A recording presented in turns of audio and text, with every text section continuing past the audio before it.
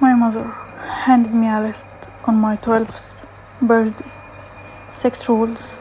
She said if I followed them perfectly, the entity would never take me. I followed every rule for years. I never looked up on the street. I wore clothes 3 sizes too big in 40-degree heat. I was home before the street light came on. I made the perfect chai. I smiled and disappeared into the kitchen. I never fought back. I was a perfect good girl, and I almost did because of it. Because the rules were never about protecting me. They were about keeping me easy to take. This is what happened when I finally broke them. Every girl in the neighborhood received the list at 12. Not a talk about growing up, a survival briefing in the community where Maya grew up. Girls disappeared, followed from Alice, taken from the dark, found broken in ditches. The elder called it the entity. Nobody had ever seen it. The ones who did never came back to describe it. Maya's mother grabbed her shoulders hard enough to bruise. God, obedient girls are spiritually chilled, she said. The ones it takes, they broke a rule. The 6 rules were simple. Rule 1, never look ahead on the street. Eyes down always. Rule 2, wear clothes 3 sizes too big. Hide everything. Rule 3, be home before the street light flicker on. Rule 4, when men visit, be invisible, serve, disappear. Rule 5, never be alone in a room with a man, even family. Rule 6, if concerned, don't scream, don't fight, be docile, beg softly. Maya believed every word. She had to. It kept her safe, or so the thought. When the girl 3 houses down disappeared, the neighborhood woman whispered. She wore Western clothes. She broke Rule 2. She broke the word. Maya left a cold, shameful brief.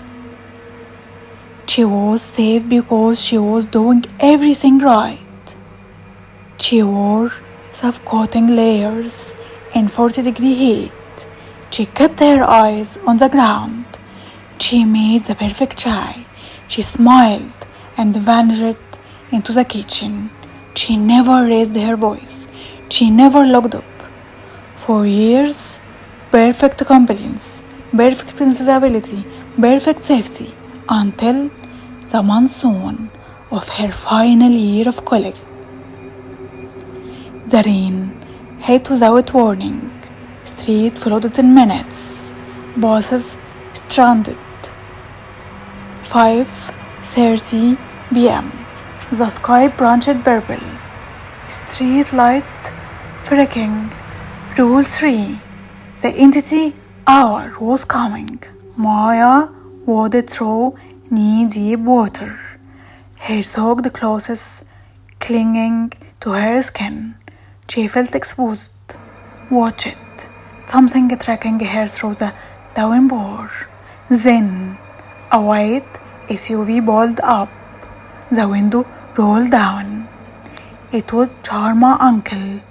2 doors down. Retired government officer. A man who founded a local library for girls. A man her father deeply respected. A man everyone trusted. Beta, he called out, his voice warm. The roads are blocked. Come inside. I will drop you home. It's not safe out there. Maya calculated the rules. Rule 3. Get inside. Rule 4. Respect your elders. She got it. She kept her eyes on her lap. She said, "Thank you, uncle." He smiled in the review mirror. Good girl. She noticed too late. The car turned into the basement parking lot of an under-construction building. The automated garage door rolled down behind them, sealing out the storm, sealing them into concrete darkness. "Uncle, where are we?" He didn't answer. He cut the engine. The dashboard light dead.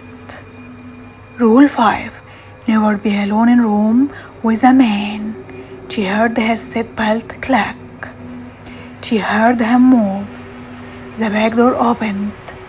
He climbed in beside her, and Maya froze, following Rule 6, waiting for the universe to intervene, waiting for something to stop him.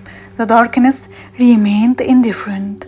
The silence remained absolute. And then something ignited beneath her ribs. Not fear, rage. There was no entity. There never had been. It was always easier to believe in a monster than to name the men who lived among them. The rules were a lie, and compliance was suicide. Rule 1. Never look them in the eye. Maya snapped her head up, drove her gaze straight into his, forced him to see the hatred burning in her eyes. He vanished. Rule 6. Don't scream, don't fight, she roared. A raw, primal sound from the depths for her throat. She dug her fingernails into his face, ripped the skin, fought back with everything she had, and then the air changed. The temperature dropped. Their breath bloomed white in the darkness. The rain outside seemed to stop mid-air. From the shadows of the floorboard, something rose like black smoke. Not the entity the elder described. Something older, something born not darkness, but of silence. The suppressed rage of every girl who had followed the rules perfectly and still didn't make it home. The voice pressed against the glass. We played by the rules. It was never a level playing field.